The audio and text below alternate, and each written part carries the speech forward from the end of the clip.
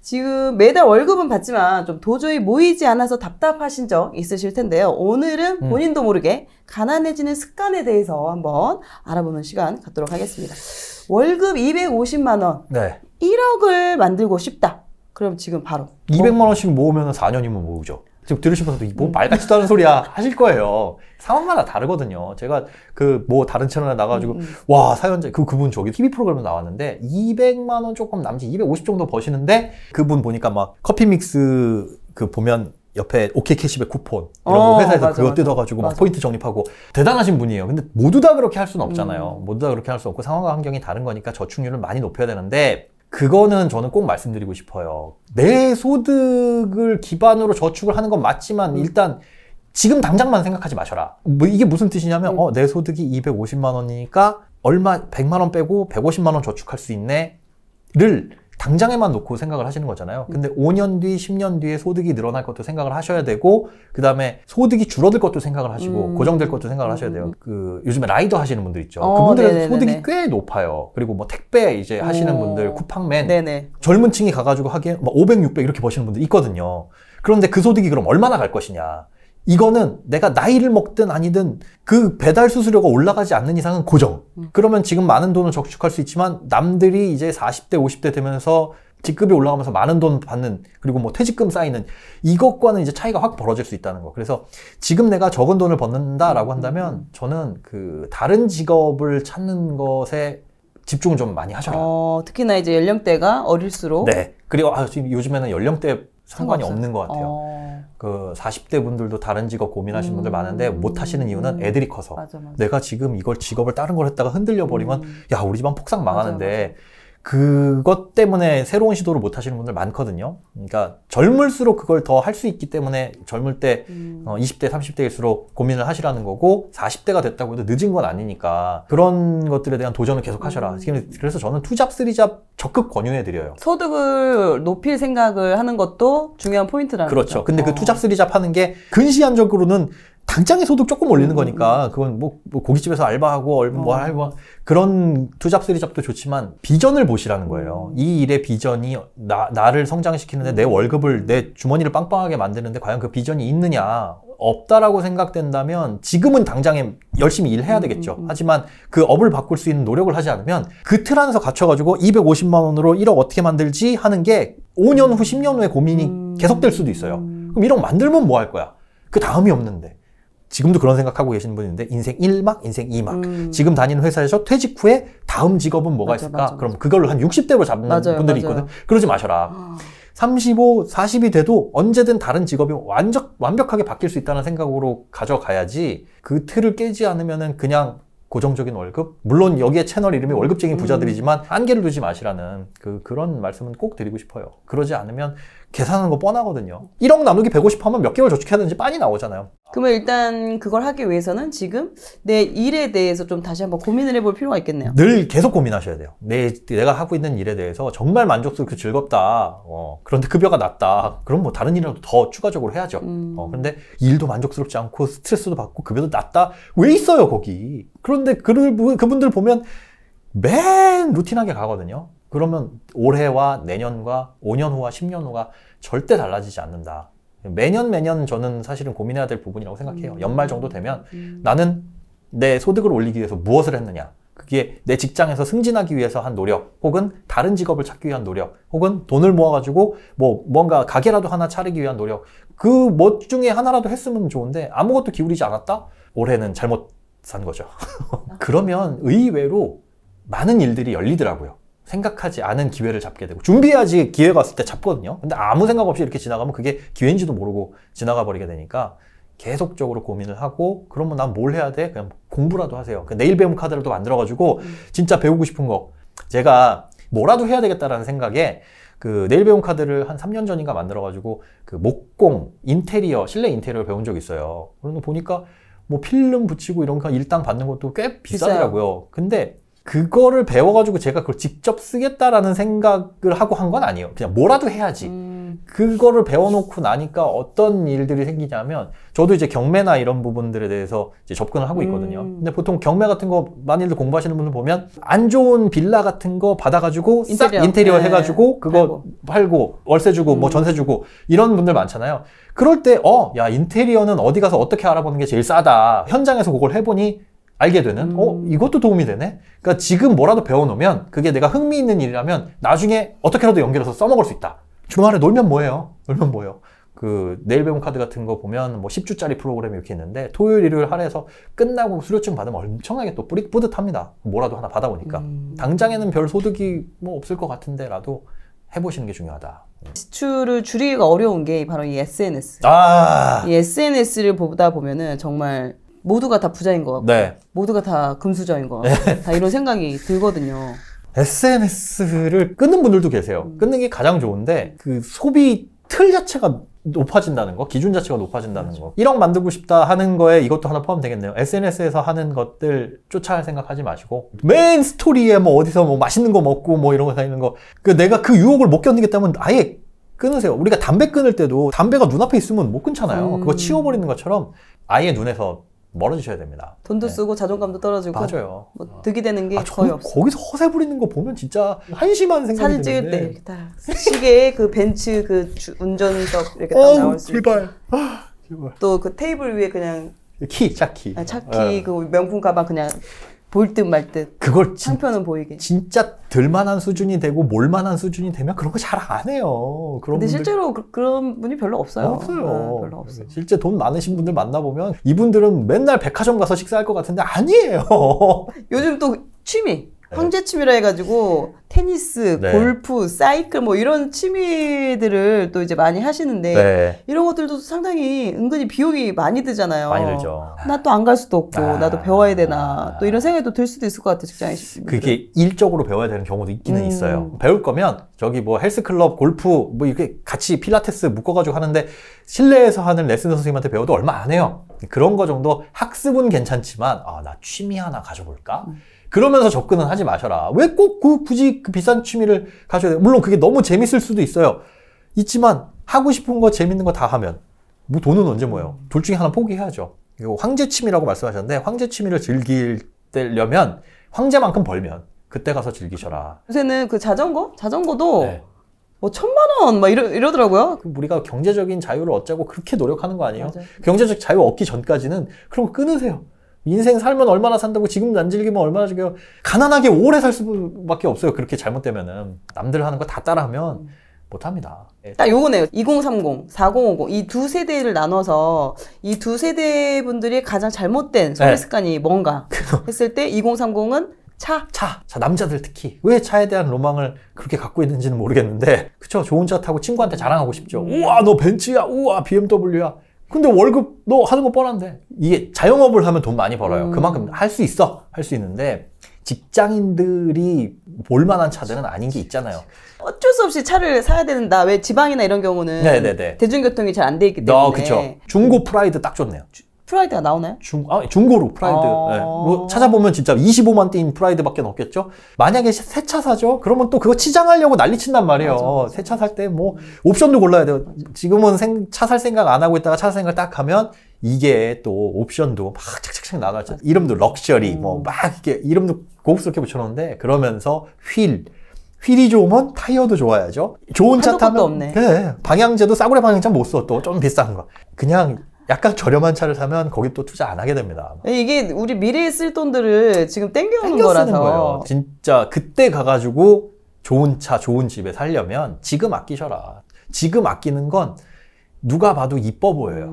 그러니까 야, 넌 돈도 벌면서 다 쓰러져가는 차를 사! 라고 하면 지금 아껴서 잘 살려고요. 그럼 다 이뻐 보이죠. 훌륭해 보이지. 그런데 사회초년생이 급에 안 맞는 차를 타고 다닌다? 이건 멋있어 하는 사람들의 시선이 이상한 거예요.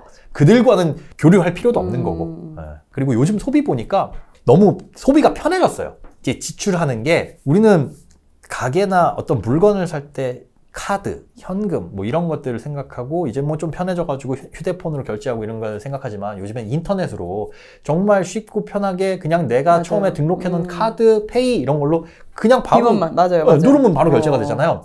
그러니까 그 지출에 대한 저항감이 아주 옅어졌어요. 그래서 200원, 300원 쓰는 것들도 아무렇지도 않게. 맞아. 예를 들자면 웹툰 같은 거 볼 때 맞아. 100원씩. 네, 100원씩, 200원씩 그렇게 소소하게 쓰는 것들이 많거든요. 그래서 2030 분들은 혹시 내가 인터넷 결제로 얼마나 쓰고 있는가, 그걸 한번 따로 좀 빼보실 필요 있어요. 그거 네이버 페이, 뭐 카카오 페이로 쓰시는 돈. 그거는 되게 충동적으로 구매한 경우들이 많이 있을 수 있거든요. 필요한 걸 샀냐? 그러면 괜찮아요. 근데 대부분 페이 결제는 충동적으로 이거 보다 보니까 이거 좋아 보이네? 싸네?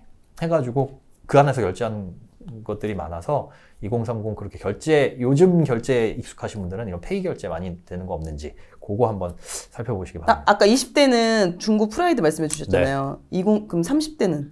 30대도 그 중고 프라이드 산 거 계속 타면 참 좋죠. 20대에 사서 30대까지 계속? 계속 괜찮을까요? 그 차가 이제 저도 차를 바꾼 게 왜 바꿨냐면 이제 점점점 차에서 이상한 소리가 나는 23만 5천을 뛰니까 차에서 덜덜덜덜덜덜 그런 소리가 나는 거예요. 이게 물론 멈출 것 같지는 않은데 이게 약간 불안한. 그래서 그래가지고 또 중고차로 또 다시 바꿨는데 그런 거 아니면 오래 탈수록 좋은 거죠. 차는 비용이니까 갖고 있으면 23만 원 얼마를 계산해 보니까 거기에 쓴 휘발유 값이 차값보다 더 나오긴 했어요. 그럼 뭐 연비 좋은 차 사면 좋은 거 아니냐? 물론 차 살 때 그 차도 연비가 좋은 차였습니다. 당시엔. 갖고 있을수록 그냥 소비되는 자산이니까 길고 오래 타는 게 제일 좋다. 정말 그냥 운송 수단으로만 활용을 해라. 그럼 이제 우리 4050 세대는 어떤 걸 좀 소비 습관. 이게 4050은 대부분 본인을 위해서 쓰는 것보다는 가족을 위해서 쓰는 게 많아요. 애를 위해서 쓰는 게 많아요. 교육비, 그리고 양가 부모님 뭐 병원비, 뭐 경조사비. 네, 그건 어쩔 수 없는데 그래서 그러면 어디를 줄여야 되냐. 우리가 교육비도 좀 생각을 해보실 필요가 있다는 거. 저는 그렇게 생각해요. 내가 대학을 나온 게 과연 내 삶에 큰 보탬이 됐나? 생각해보면 제가 이 일을 하고 있는 것도 대학을 나와서 어떻게 하다 보니까 인맥이나 뭐 이런 쪽으로 흘러간 거지 학문을 위해서 매진한 건 아니라서 아이들이 그러면 공부에 소질도 없는데 남들 다 가는 대학이기 때문에 이거를 공부시켜서 보내려고 하는 거라면 저는 그런 부모님들한테 과감하게 포기해라. 이제 공부도 재능이니까 사실 재능의 영역이에요.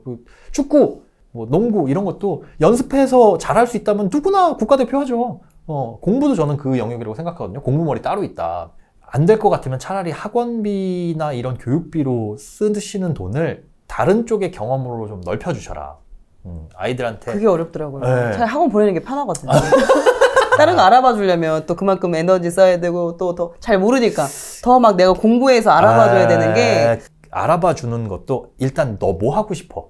이거 제가 지난번에도 말씀드렸나요? 제가 군 생활을 좀 길게 했는데 그때 이제 마주친 저희의 중대원 이런 분들 이 꿈을 빨리빨리 찾아가지고 본인의 일을 빨리빨리 하는 이런 사람들을 보면 집안이 부유한 경우가 많아요.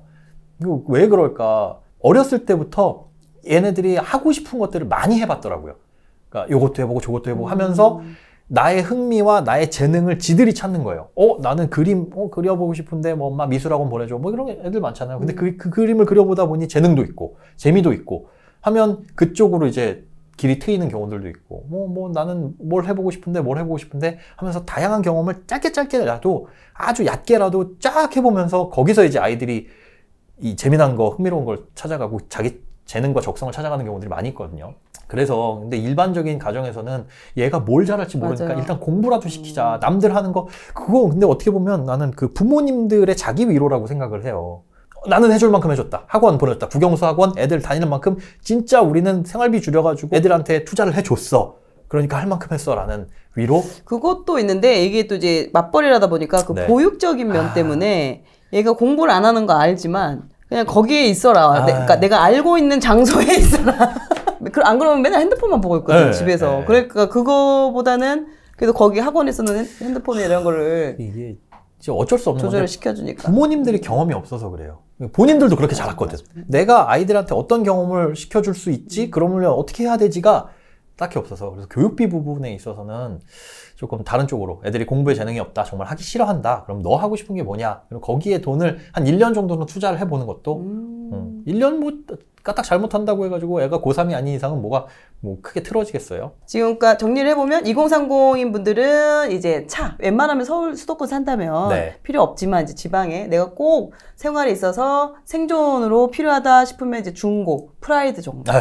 30대까지 끌고 가셔서 잘 운행을 하시면 좋을 것 같고, 그리고 인터넷 결제하는 게 없는지 네. 나도 모르게 소액이라고 다 연결돼 있다고 슉슉 한 건 없는지 체크해 네. 보시고, 그리고 4050 세대분들은 아이가 좋아하는 게 따로 있다면 네. 오히려 그쪽으로 쓰는 것도 방법이다. 그리고 말씀해 주신 것 같아요. 맨 처음에 말씀드렸던 그 대출 이런 것들, 네, 그건 4050에서 그렇죠. 주거비 차원에서 이제 대출을 많이 활용을 하시니까 네. 그 대출 이자를 줄일 수 있는 그런 갈아타기가 또 상품이 있는지도 한번 네. 체크해 보는 것도 어떻게 보면 의미가 있을 것 같습니다. 예.